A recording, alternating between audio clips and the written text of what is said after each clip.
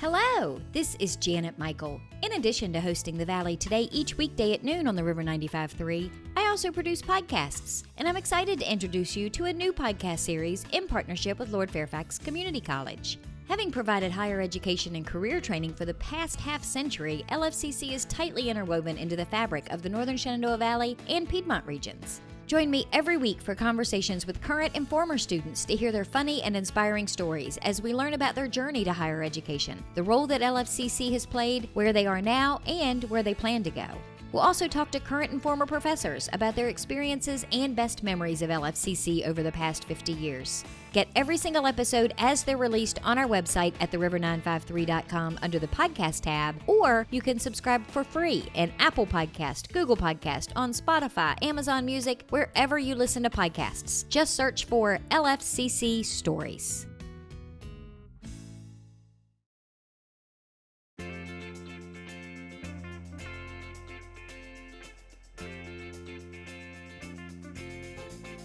Hello and welcome to the Valley Today. I am your host, Janet Michael. Happy Friday as you are listening to the show today. We, of course, have pre-recorded our conversation on the Zoom screen. We are chatting today with Perry Mathewes. He is the Deputy Director of Museum Operations and Director of Gardens at the Museum of the Shenandoah Valley. Oh my goodness, Perry. Well, I like to have a lot of titles. So I do a lot of different things here. That's part of the reason. So, I think your business card must be 4 feet long. it seems like it sometimes. Hey, I'm just glad that you're here because you're talking about one of my favorite events that the MSV does every year. One of the things we're going to talk about is the Heritage Plant Sale, and it is just around the corner. Yes, it is. We're a little over a week away or so right now. So we're just doing the final touches, getting the plants have been growing fine and they're doing pretty well. It's just now we've got to move them into place so we can get them out for everybody to buy them. And it's going to be in person this year. We went virtual last year, but people are going to get to come to the MSV and shop and touch and feel and buy them. Yes. Last year we had to go virtual because of obviously the COVID shutdowns. We were able to make our plant sale. We already had plants in order last year. And then all of a sudden they said, well, everybody's closed. And it's like, well, what are we going to do with all these thousands of plants? And so we were able to make it work virtual last year. And it was a lot of effort, but it was a lot of fun. But I really love an in-person sale. I think there's a lot of fabulous plants that people don't know unless they come and look at them, and they need to walk around and see them. Plus, they get a chance to talk to our staff and find out what fits best for your gardens, because just because there's a pretty plant doesn't mean it necessarily works in your situation. I have learned that through some of the classes that I did through the Master Gardener program. Soil is very, very important, as is the sunlight, full sun, part sun, shade, all of that kind of stuff. Yeah, soil, sun, and the level of water you're giving your plants. So those all are key factors, yes. What kinds of plants will people be able to choose from?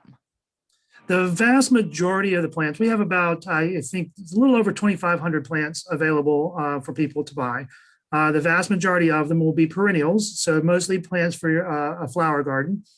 We do have, every year, because of our vegetable garden, we do grow surplus. So we have a handful of different types of heirloom tomatoes, a handful of peppers, and a handful of other sort of garden vegetables, but the vast majority are going to be flowering garden plants and perennials mostly, and a good number, but we do have some trees and shrubs. We've more trees this year than we've had in the past, but just like one of this and one of that. So it's sort of, it's a nice smorgasbord of plants that you can get. Are these all like grown there at the MSV for you to sell? Are they ones that people would find planted there if they walk around the MSV? We try to select plants for the sale that we know and grow ourselves to some degree. There's occasionally some unusual perennials that we'll pull into a sale. The majority of the plants, most of the vegetables and a lot of the annuals, we do grow from seed on site. But a lot of our plants we get as liners, very sort of baby plants. And then we grow them on into their final size, so you're ready to go. So we've taken care of them through part of their years, but we did not grow them from seed because we don't have the greenhouse operations to handle the number of plants we want. One of So, the perks, I think, to going back to doing this in person this year is that you're going to have some of your staff that's there. So I can ask them questions and say, look, this is yes. where I want to put it, but this is what's going on there. You can really get some good advice. Yes, and of course, then you can read tags and labels and all that sort of stuff. But it always helps to talk to somebody. And we have most of our gardening staff is quite knowledgeable about a lot of the plants that we are growing. And so the our gardener who works in the vegetable garden, she'll be available to talk to you about the tomatoes that she's growing. Our horticulturalist who works in the spring garden will be available to talk about some of the plants that handle wet soils or sort of good pollinator plants. So we'll be able to sort of, accommodate your needs. And we also like to arrange the plants out. When you walk in, all the plants that need a lot of sun are in one area, all the plants that need shade in another area. So it helps sort of narrow down your looking a little bit. And that's the other perk to having it outside is Yes. you can do it again in person because it's being held outside. I assume masks are still going to be required. Yes, we do want people to wear masks. The area is we're trying to spread it out even more than we have in the past. But you will still, as you look at plants, you will be around other people. We just want to make sure everybody's safe. So we do require masks. And the one thing that I have learned is you really should try to come with a plan because you get overwhelmed when you get there and think you want to buy all of the things that you don't even have room for once you get them that's home. That's my favorite type of shopper is someone who has no plan and they're willing to buy whatever we pump them with, and they'll walk away with a car full of plants. And no, really, you can have a plan. Also, I think what we learned with our online sale last year is we sort of did a catalog, and you can go to our website and we have done it's 28 pages, and it's a short description with a photograph of each one of the plants for sale. So you can then get a quick idea of these are the plants I want. Now, if you come late in the sale time, some of them may be gone. So it helps speed up your shopping if you want. But at the same time, you'll probably walk in and you see something in bloom and say, oh, I want that. And you'll walk over and then we'll come over and do a hard sale for you if you had to. So Trust me, there's not a lot of hard selling when it comes to any of this stuff. The hard selling actually happens for my husband because I want all of the pretty things. He's the one that actually has to do the labor to not only get them in the ground, but then to keep them alive. Yeah. So, and the hard sell is you got to get them home. That's, We learned years ago that we no longer take on any gardening projects that we know we're not going to finish in the same day that we have purchased whatever we have gotten. Well, then you need to plan ahead on that because you need a lot more plants than just 3 or 4. I think I'm going to invite a bunch of people over and we'll have a whole big old planting party at the end of the day. That's right. Now, you mentioned getting there a little bit late in the day. Sometimes, you do have a limited number of these, but if you are a member of the MSV, you can actually come early, right? Yes. What we've done is a perk for our members the plant sale is May 20th, 21st and 22nd from 9 to 5. But as a perk for our members, that Thursday evening, the 20th, from 5 till 7 p.m., you can come in and shop and take home some plants a little bit early. So you get first look as a member. You get first chance to purchase. And we last year, I think, or 2 years ago when we did our members preview sale, there were a couple of selections of plants that sold out that evening. If a plant's particularly hot, people are really excited about it. We'll sell out 1 or 2 selections, generally not a lot, but we try and have a good number of each type of plant available, but we do have a limited number. We're not like a normal retail place where we can replenish. So what we have on outside on the terrace is what people will find. And if it's not there, it's sold out. And this is just one of the perks to being a member at the MSV. There are dozens and dozens of other things that you get that come along with being a member. This is just one of my favorite things. Well, it's a good perk. And I think, first of all, obviously getting into the gardens on a daily basis for free is also a good perk. So, coming and seeing the gardens as they change through the years, that's my favorite part of the membership, I think. And as people are listening to this on Friday afternoon, the 14th, there is still time to become a member of the MSV and take advantage of that Thursday night shopping trip. Sure, you could buy a membership on Wednesday or Thursday morning, and I'm sure they will get you some information, and at least they'll have you in the records when you show up. Now, I know Julie would be very upset with me if I did not give you the opportunity to thank sponsors, because as a nonprofit, sponsors are very important for all of the events that happen at the MSV. Yes, and our sponsor for this year is Make Nest. So they have done, they've been a great support for getting the sale off the ground this year. And before we go to break and talk about some of the other things going on at the MSV, you guys do a bulb sale in the fall that's online. Is that going to happen again this year online as well? Yeah, last year we were just looking at different ways, and we realized when we were buying our bulbs for the garden, we work with a wholesaler and we say, hey, we're going to buy this many bulbs. And we said, well, guess what? We can ask people, sort of started off as a discussion among the gardeners that let's just open it up and let people buy it. So we put out a list of 10 bulbs that we were willing to let people purchase in advance. We added it into our order for our gardens and just had one big shipment, a big massive crate of bulbs shows up, and then we split it out and people could come buy their bulbs, come by and pick them up. So that way it was a great benefit for our members last year, and we're looking forward to doing it again this year. I love some of these things that a lot of businesses and nonprofits had to figure out because of the pandemic that they have realized was a really great idea, and they're going to continue doing those things on the other side of this. Yes, it's forced us to think creatively sometimes, and I think that's that's the silver lining, isn't it? Well, let's take a quick break. When we come back, can we talk about some of the other things that are going on at the MSV? I want to talk about the trails. We haven't really talked a lot in past shows about the trails. So can we do that in the next segment? Sure can. We're going to take a quick break. When we come back, we're going to continue our conversation pre-recording with Perry Mathewes. He is the Deputy Director of Museum Operations and the Director of Gardens at the Museum of the Shenandoah Valley. They are having their Heritage Plant Sale next weekend. It is Friday and Saturday, 9 a.m. to 5 p.m. But if you're a member, you get to go Thursday night. I'll put links to where you can go to be a member in the show notes page. We'll be back in just a couple of minutes. Got a financial decision to make or a goal to reach, but you don't know where to start? You've come to the right place. Introducing Quick Money Chats with the Northern Shenandoah Valley Financial Education Program. Visit tinyurl.com/quickmoneychat to schedule a virtual chat with a staff member or trained volunteer. We won't tell you what to do, but we will give you the tools you need to choose wisely. And because Virginia Cooperative Extension is part of Virginia Tech and Virginia State, your land-grant universities, you can be sure that our information is credible and trustworthy. And you'll know that we aren't trying to sell you something. Maybe you want to improve your credit score, or reduce your banking overdraft fees, or even figure out if you can afford to buy that car. Sorting through tons of information on the internet can be overwhelming, and sometimes it can be hard to know who to trust.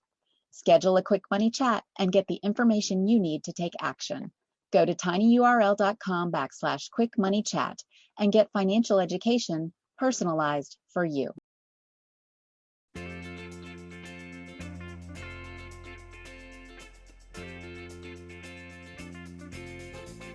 Welcome back to the Valley today. I am your host, Janet Michael. Happy Friday. As you are listening to the show today, we, however, have pre-recorded our conversation with Perry Mathewes. He is the Deputy Director of Museum Operations and Director of Gardens at the Museum of the Shenandoah Valley. We talked about the Heritage Plant Sale in the first segment. It is happening Friday and Saturday, May 21st and 22nd from 9 to 5 in person at the museum.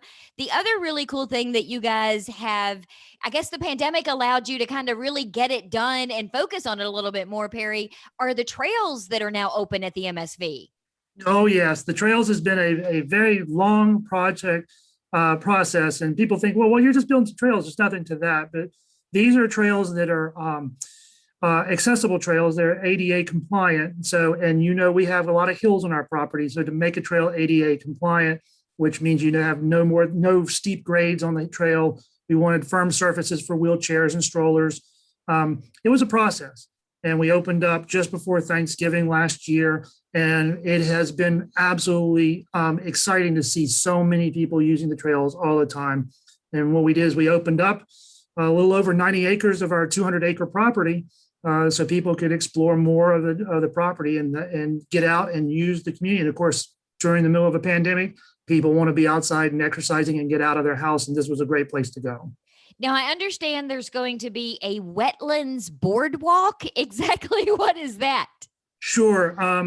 So most of the trail that's been open since we opened in January has been either in our former cow pastures or in a wooded area.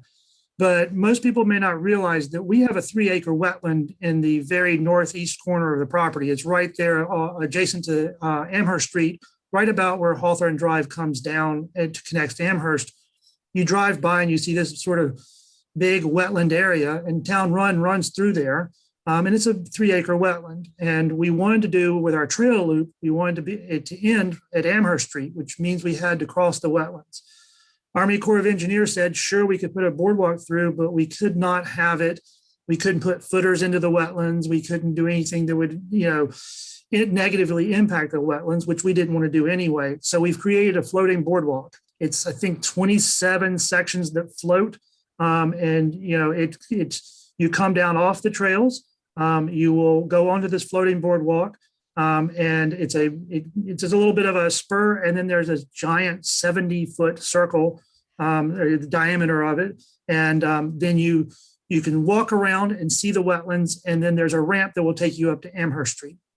And a lot of people as we've been working on getting the floats in place, there are no handrails on the wetlands. It's like a dock. There is a curbing to keep strollers and wheelchairs from going over the edge, but we're close enough to the water, which is the bonus of not having a raised boardwalk. You're close enough to the water that you don't have a handrail in your way. You actually get to see all the activity. I was out there this morning, and there was a mallard duck family. They had hatched probably like 2 days ago, and they're in the water floating around, eating little bits of native grasses and stuff. So it's really wonderful to see, and you're going to see a lot of great wildlife, and you're going to experience being on the water right here in town. And that's opening soon. It's not quite open and ready yet for the public. We are still under construction on parts of it. The ramp is it's been a process. It's the most complicated part of the trail. That's why it's been taking the longest to do it, is to get across a wetlands in a safe manner for both the wetlands and for our guests is a complicated project. And it has been the most sort of, you don't get a lot of floating boardwalks around, and you don't have a lot of contractors who are really experienced with it. And so we've worked with a lot of great people to really make it happen. And we've all been figuring it out on the fly and how to make it work. But I think when people get out there, they're just really going to be wowed. I can't wait to have it open. You take all the time you need to make it as safe as it possibly can be. So I have no problem with finding patience until it's ready to walk on. Now, you guys have something that's happening at the trails tomorrow as people are listening to the show. Yes.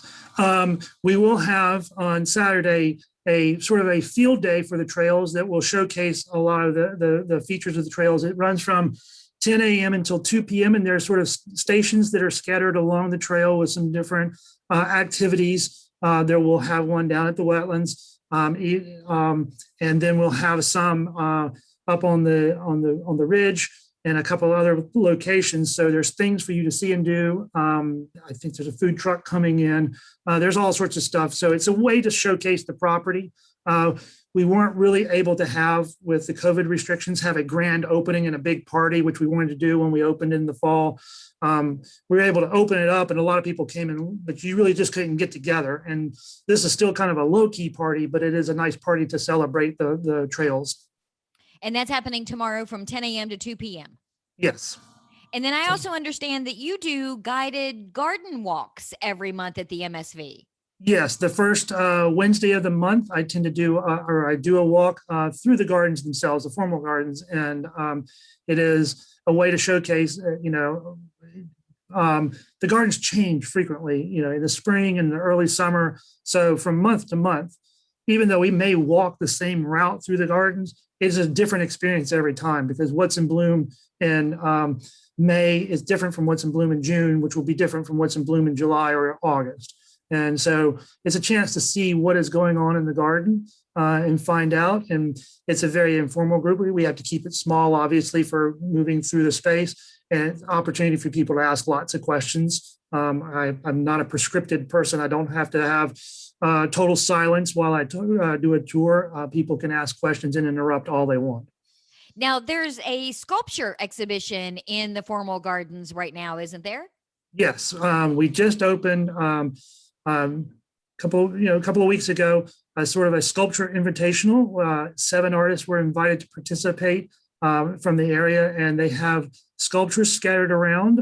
We have found that when we've done our last two big sort of garden exhibitions in the past, that people like to actually come and be in the garden, be outdoors, and experience it, and also experience some of the art. And so this is a chance to bring in different types of art each year and look at some stuff. So we invited 7 local artists to come. They did installations throughout the gardens. Some of them are very contemporary. Some of them are can move in the wind. Some of them are very challenging to look at. You think about that a little bit, because they're all, I think they're all very well done, and we tried to cite them carefully so people can experience them in different ways. The Big Bugs exhibit was my favorite, I have to say, Yes. except for that giant granddaddy long legs. But the Big Bugs exhibit was still my favorite. Yes. Well, a lot of people really enjoyed it. And that's what we found, is that people like to experience art in the garden, and we want them to be able to do that. And that the changing exhibits is a great way to do that. So there's something different every year, just like the gardens themselves change every year. Now, since things are starting to open back up a little bit, are you going back to doing some of the children's programming that you've done in the past? Yes, we've got a fair amount of children's programs, and this is where I'm going to get out of my league, because Julie likes to make sure I talk about all sorts of stuff, but we have a lot of activity in the gardens. But programming details, I will reference you to the website.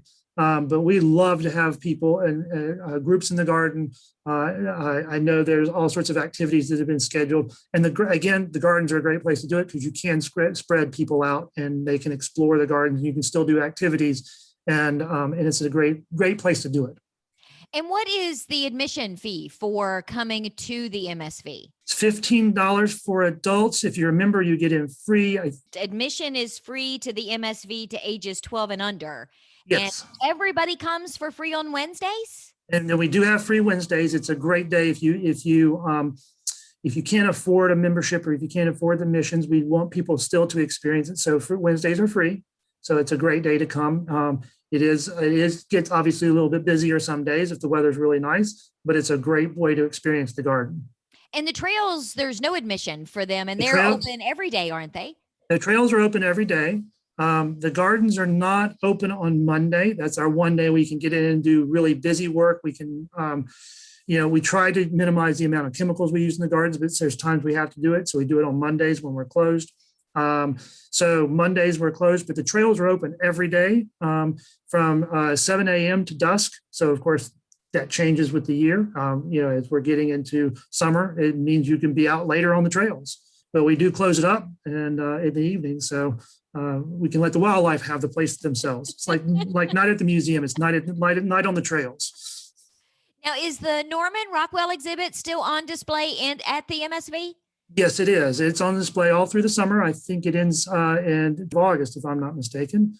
So it's a great exhibit. It's very relatable for most people. You can come in and you can see a lot of Saturday evening post covers done by Norman Rockwell, plus some of the original paintings that he did for those covers. So it's a great way to sort of see how his work translated into illustration onto paper for mass production.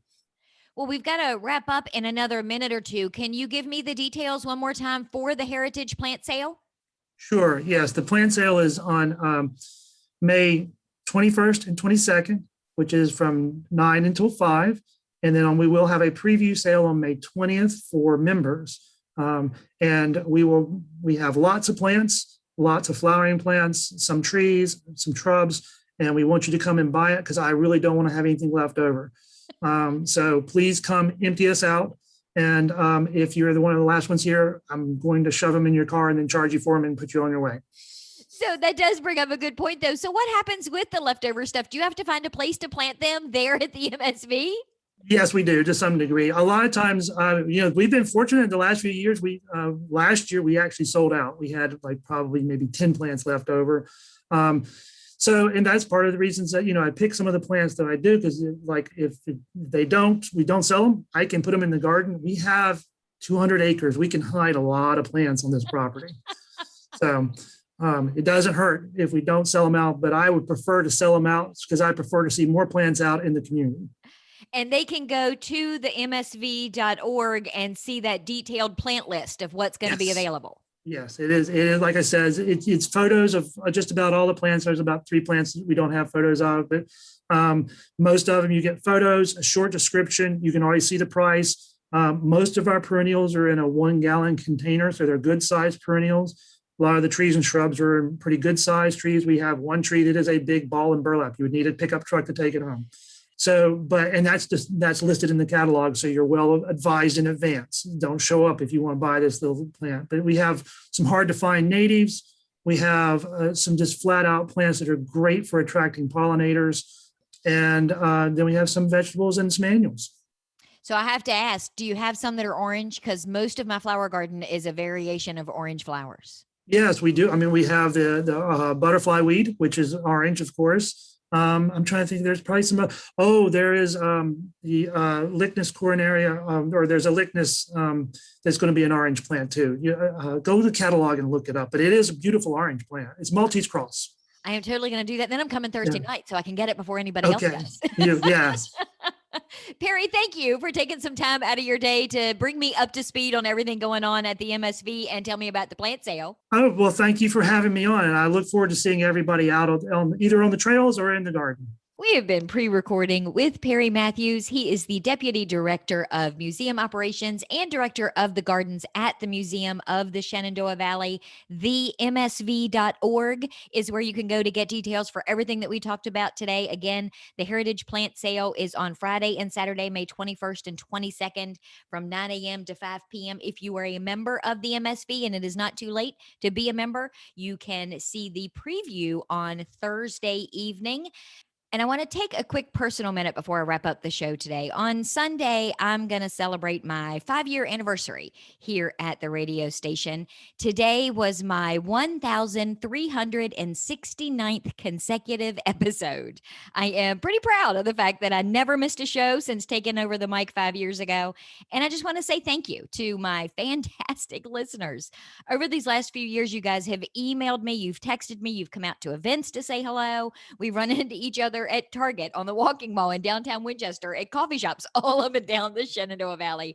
And I appreciate all of the kind words from everyone who stops and says, "Oh my gosh, I listen to your show all the time." I've been able to meet some amazing people with interesting stories, and I'm so grateful for their willingness to share those with me. And I've made some great friends with guests that I only knew in passing before this show entered my life. I've made new friends with people I'd never met before, and I've made old friends better friends because of the show. I've created some business relationships. I've helped nonprofits. I've been able to inform, educate, and entertain. And those were my 3 goals that I set when I took over the show 5 years ago. And it's all because you listen. So thank you. Thank you, Ed, Richard, Christine, Troy, Olivia's mom, Debbie, Cheryl, Tammy, Mary, Jenny, Patty. There's so many names from people that have reached out to me over the last 5 years. Thank you all so much for hanging in there every weekday with me at noon. You are all amazing. Now get out and have a great weekend.